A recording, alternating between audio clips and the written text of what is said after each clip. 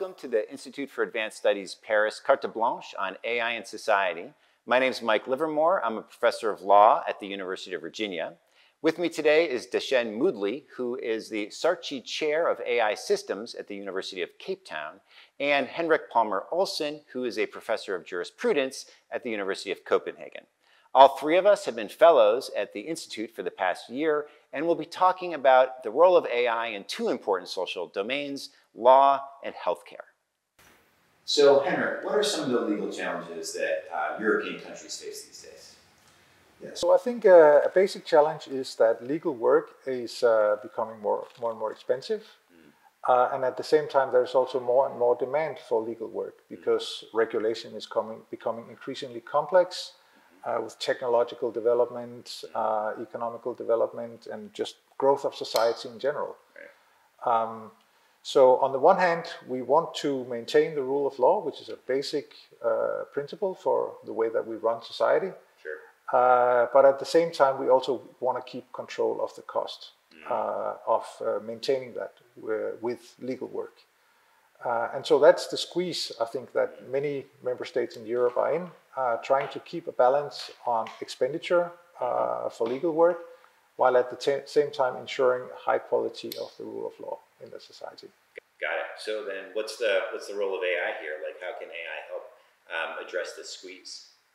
Yeah, so AI can help with supporting legal work in a number of ways. One of the, I think, most obvious ways is that it can help with legal information retrieval, also known as legal research. Whenever lawyers have to make decisions, they have to research the law to find sources that they can use for their decision making, either statutory law or precedent from judicial practice or administrative practice. And that can be very time consuming, having to go through thousands and thousands of pages looking for the relevant sources. And AI can help to retrieve that kind of information much faster and also in a reliable way. So that's one way in which AI can be helpful of this. But there are other ways too. AI is known to perform very well on things like contract review, for example, ensuring the quality in contracts. So if you are a large company, for example, which are having a lot of contracts, you want to ensure that incoming contracts are up to scratch, up to the standard that you have in your portfolio. And AI can help you to review the contracts and ensure that they contain the clauses that you want to be in there. Also things like due diligence. Let's say you are selling a company, and that company has a number of contracts with other companies, which has economic value. And so you want to make sure that, what are the actual values of those contracts? What are the clauses that you will be bound to fulfill if you buy that other company? So due diligence is another, I think, really valuable way AI can support legal work. And then finally, I just also want to mention things like very complex cases. It can be things like tax fraud cases, for example, or other cases that require long-standing investigation, environmental cases, things like that, where there often can be like time periods of several years and thousands of documents and events. And in those cases, AI can be very helpful in building timelines and sequence of events, and also to visualize that in a way that is meaningful to humans and gives a better overview. And all of those examples are examples of how we can perform high quality legal work with lower cost with the help of AI. Wow, it's really interesting. And given the breadth of different kinds of tasks that AI could potentially perform in the legal domain, I wonder if your students these days are worried that they're going to graduate and there's going to be no more jobs for lawyers anymore. They are worried. They are worried, but I don't think they need to be too worried. I mean, what essentially happens with this development is that just some of the more tiring parts of legal work will disappear. So the things that doesn't really require a high level of legal competence, but just like a lot of hours of searching through documents and finding the relevant things that you're looking for. And AI can help you do that. So I think it will actually help them to get better working lives because they can do the really interesting things about law, building legal arguments, defending clients, or like making sure that justice happens, rather than spending time on some more trivial issues. So I don't think that they should worry too much. Right. Good. It's even potentially good news. I think so. Yeah. For everybody. Right. Yeah. So you study AI and you study the role of AI in law, but you also kind of participate in this work as well. So what are some projects that you've been engaged in that apply AI tools to the legal domain? Yeah, true. So while I've had my stay here at the IAA Paris, I've researched the use of natural language processing for legal information retrieval. I work with a data set of all the precedents from the Court of Justice of the European Union.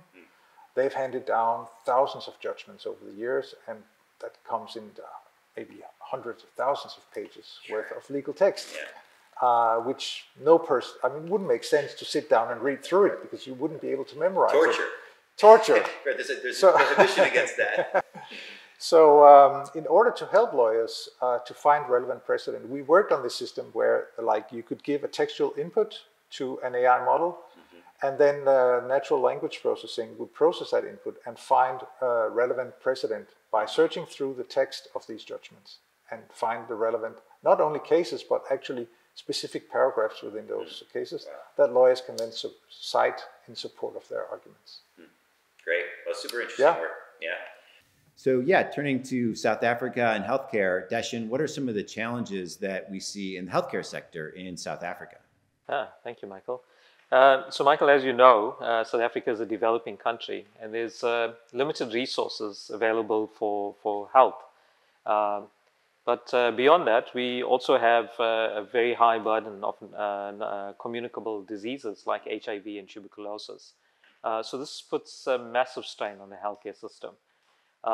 You need highly skilled personnel, and we're really running short of doctors and nurses. So I would say that the healthcare system is quite stretched. The other issues that we follow, and this is true for most places in the world, a very what I call a curative health model. So that means we wait until people get sick, and then they appear at the hospitals or the facilities, and then there's expensive treatment involved. And this really doesn't help us. And I really think we should start thinking about moving towards a preventative health care and so, system. so these are serious challenges, right? And what's the role of AI here? How can AI help to kind of address some of these? So I think AI has huge potential. It's really technology is underexplored in the South African healthcare system because it's just almost like firefighting, just all the resources barely plugging the gap with salaries for doctors, nurses, and running the facilities. But AI has huge potential to be used for both detection and prevention. So detection, you could use it for diagnostics, so automatically analyzing X-rays and medical images, doing automatic or recommendations for diagnosis and interventions. But the thing that I'm really excited about is the preventative side. So AI is really good. The AI building machine learning models and using some of the knowledge-based techniques, we can actually start predicting disease, the onset of disease before it starts, and then we can treat it. We can be proactive. So this notion towards preventative health is getting a lot of excitement in the public health community, especially for developing countries without a lot of resources. So when we think of AI, we often think of Silicon Valley and these huge tech companies and lots of massive computers and very expensive software. That's obviously not the context that you're working in. So how do you think about AI tools in the context of South Africa and with healthcare specifically? That's a very, very important question. So I think what's happened is people in the past have thought it's just a simple transfer of technology from the developed countries to developing. You have to take the local context into account. So we've been working on some of these issues, and we've created some kind of low-cost technologies. We've made them open source, so they're a lot more affordable. But I think the key issue here is to create technologies that in terms of deployment costs and maintenance costs is quite low, but also with low compute. So some of the projects that we've been working on, we've created an interoperability technology called the Open Health Mediator with an African-based NGO, and that was done at a fraction of the cost of what is being happening in the developed countries. The other very interesting area that we're working on is in low-cost wearables. I think wearables, the price of wearables will come down significantly. And in the same way that cell phones have taken hold in Africa, I think it's possible for people to be widespread use of wearables in Africa. And in that case, there's huge potential to use AI to do this continuous monitoring systems. And this is something that we are working on. Yeah, great. So these are pretty optimistic stories that we've been telling so far, but of course AI does come with some risks. And in Europe, there's been recent legislation along these lines, the AI Act, to kind of address some of the concerns that folks have about AI. So maybe kind of drilling into the legal domain, Henrik, what are some of the specific worries that one might have about the use of AI tools in law? Yeah, so you're absolutely right. And there's a number of concerns. I will mention two of them. One of them is the fact that artificial intelligence works in a different way from human intelligence. And so it means that if you use AI for legal decision making, it can, depending on the kind of algorithms that you work with, it can be difficult to understand how the AI reaches a given result. So it means that legal decisions might not be as explainable as they are when they are made by humans. Yeah. And so if humans cannot understand the way these decisions are made on a large scale, that can lead to kind of alienation from the state or the authorities that makes these decisions. Particularly if those who work in those institutions are not able to explain to the people how decisions are arrived at. Right. So there's a concern there which you could call the alienation concern. Another concern is that if you automate something and there's a flaw in the automation process, you do not only make a mistake in one case, but that mistake then is multiplied over many cases. So it can be a recipe, for very large mistakes that can be made, potentially violating the rights of many, many people if those machines do not work correctly. So there's the kind of like flaw multiplication concern, and then the inexplainability concern. Do you think of these as like kind of far off in the future types of issues that are something worth thinking about but are kind of over the horizon, or is this something that we should really be thinking about like now as we're building these technologies? I think it's quite important to think about that right now. These technologies are reaching maturity. I think it's not unlikely that they will begin to be used increasingly and perhaps even with potential growth, exponential growth. And so I think it's important to think about these issues already when you start to develop these AI models, and to think about how humans can be put in the loop to collaborate with these AI models. I think that's important. Great. Hopefully we do that. Yes. So just, thinking optimistically, Deshen, let's think about South Africa and healthcare and maybe the next 10, 20 years. When you picture that and like you're in a good mood and you have an optimistic frame of mind, what does that look like for you? Yeah, that's a good question. So I'm very optimistic about where we can head and the potential of AI. So for us, in terms of the next 10, 20 years, if I'm thinking in terms of a blue sky vision, I would say it's towards preventative health. So there's two exciting technologies that I can see on the horizon. The one is back to the wearables. If you think of a wristwatch that can measure your heart rate or your ECG signal, there's been some new results which can detect your emotion and your mood from that. And if you take that into account, it can not just detect how you're feeling. Of course, there's some risks associated. I think Henrik has touched on some of that. But also, it can start predicting situations where you're heading towards a adverse or negative mood or emotional state that can affect your health. So that's the one exciting area.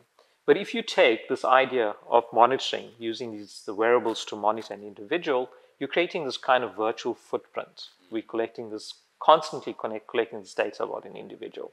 So this is related to this notion of a digital twin. It's a mirror of a person in the virtual world. And if we expand on that and we think of if every person or most people have these virtual footprint, and then in a city, you've got all the people, you've got their movement, their interaction with the environment, with people, with other people. And now you've got a digital twin of a city, and you can monitor health and well-being at a completely different scale. You can simulate what's going to happen. You can be proactive, you can intervene, you can learn. So this, for me, is a very exciting and compelling vision. Yeah. So for me, it's the convergence of not just AI, these cyber-physical systems or digital twins, and then also some virtual reality, and this is going to come together. And I think there's huge potential, especially in Africa, to create these kinds of monitoring systems. So if you think it for the COVID epidemic, if we had that, it would have been a game changer. Mm-hmm. So for me, I'm very excited, I'm very optimistic that we could get to some version of that in the next 10 to 20 years, even in Africa with our limited resources. Well, that's great to hear. So we've all spent the last, several months, at the Institute together working, and, we're all kind of interested in these AI-related issues. So maybe we could go back to Henrik, and I'm just curious, like, what's something over the last, I guess 8 months or so that you've picked up from this environment here, maybe interacting with Deshen or others around here, that you think will kind of you'll take forward for your work? Well, it has definitely broadened my horizon a lot. Being put into an interdisciplinary research environment like the one here in IAS Paris just gives you a lot of unexpected input, and just gives you a whole new perspective on your own little world of research. Mm-hmm. So I've had numerous ideas of how I can approach, like some of the problems that I've been struggling with in new ways. Mm-hmm. I think that has really been my experience. Great. How about you, Deshen? You've been stuck with all these lawyers, so has that dampened your enthusiasm, or have you gained any insights from all that? I think in a similar way to Henrik, I must say I've been taken out of my comfort zone. I usually speak to other technical-minded people, but I do think that the area I work in AI systems, especially when you're looking at its impact in society, taking this interdisciplinary view is so important, and I think this is where things need to head. And it's forced me to rethink how I communicate with people. These ideas that I have, in order to communicate it in a non-technical way. This really, I think, was quite helpful. And I learned a lot, especially from people like Henrik. I learned about, I've got ideas from philosophy, and I think the systems that I'm going to work on, and I'm going to, in the future, I think it's going to be influenced quite heavily from some of the ideas I picked up from here. So I think it's been a wonderful experience. Great. Thanks very much for joining us. I hope you enjoyed that conversation as much as I did, and I also hope that you will be able to join us for future events in this series.